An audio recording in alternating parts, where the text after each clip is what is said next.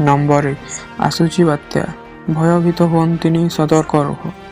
आसंता 6 तारिखରେ दक्षिण पूर्व सृष्टि होइपारे घूर्ଣ୍णवलय। परवर्ती 48 घंटाରେ ଏହା ଲଘୁଚାପର ରୂପ ନେଇପାରେ।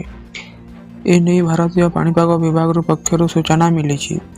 ତେବେ ଏହା ଅବପାତରେ ପରିଣତ ହେବ ନା ନାହିଁ ତାହା ସ୍ପଷ୍ଟ ହୋଇନି। ଅନ୍ୟପଟେ ଖରାଦିନିଆ ବାତ୍ୟା ନେଇ ମୁଖ୍ୟମନ୍ତ୍ରୀଙ୍କ ସମୀକ୍ଷା ବୈଠକ। ବାତ୍ୟା ନେଇ କୌଣସି ନିର୍ଦ୍ଦିଷ୍ଟ ସୂଚନା ନଥିଲା ବି ଆଗୁଆ ପଦକ୍ଷେପ ସ୍ୱରୂପ ସଜାଗ ରହିବାକୁ ମୁଖ୍ୟମନ୍ତ୍ରୀ ନିର୍ଦ୍ଦେଶ କରିଛନ୍ତି। ନମ୍ବର 2 ରାସନ କାର୍ଡକୁ ଲାଗିବ ଯାଉଛି ଝଟକା। ଏବେ ନେଇପାରିବେନି ମାଗଣା ରାସନ, ଜାରି ହେଲା ଗାଇଡଲାଇନ।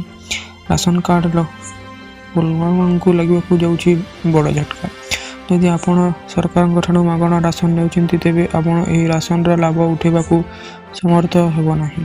କିଛି ସମୟ ପାଇଁ ରାସନ ଡିପୋ ଅପରେଟରଙ୍କ ମନ୍ଦମୁଖୀ ଖବର ସାମ୍ନାକୁ ଆସିଛି, ଯାହାପରେ ସରକାର ଏକ ବଡ଼ ପଦକ୍ଷେପ ନେଇଛନ୍ତି। ଏବେ ଖାଦ୍ୟ ଏବଂ ଯୋଗାଣ ବିଭାଗ ଏହି ପ୍ରସଙ୍ଗରେ କଠୋର ହୋଇଥିବା ଜଣାପଡ଼ିଛି। ଏହି ଦିଗରେ ବିଭାଗ ପକ୍ଷରୁ ଏକ ନୂତନ ଆଦେଶ ଜାରି କରାଯାଇଛି। ସମସ୍ତ ଲୋକଙ୍କୁ ଏହି ନିର୍ଦ୍ଦେଶଗୁଡ଼ିକ ପାଳନ କରିବାକୁ ପଡ଼ିବ। ଯେଉଁ ଲୋକମାନେ ସରକାର ନିର୍ଦ୍ଦେଶ ପାଳନ କରିବେନି ତାହା ସେମାନଙ୍କୁ ରାସନର ଲାଭ ମିଳିବ ନାହିଁ। ନମ୍ବର 3 ଇପିଏଫ୍ଓ ପେନ୍ସନକୁ ନେଇ ସରକାର ବଡ଼ ଅପଡେଟ୍।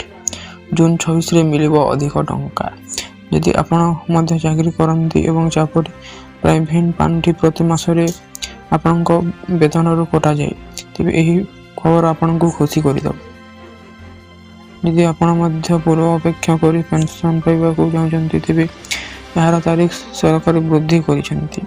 ସରକାରଙ୍କ ତରଫରୁ ଏହା ଉପରେ ଏକ ନୂଆ ଅପଡେଟ୍ ଆସିଛି। କର୍ମଚାରୀଙ୍କ ସୁବିଧାକୁ ଦୃଷ୍ଟିରେ ରଖି ଏହି ନିଷ୍ପତ୍ତି ନିଆଯାଇଛି। ଇପିଏଫ୍ଓ ତରଫରୁ ଉଚ୍ଚ ପେନ୍ସନ୍ ପାଇଁ ଆବେଦନ କରିବା ସମୟ ସୀମା ଜୁନ 26କୁ ବୃଦ୍ଧି କରାଯାଇଛି।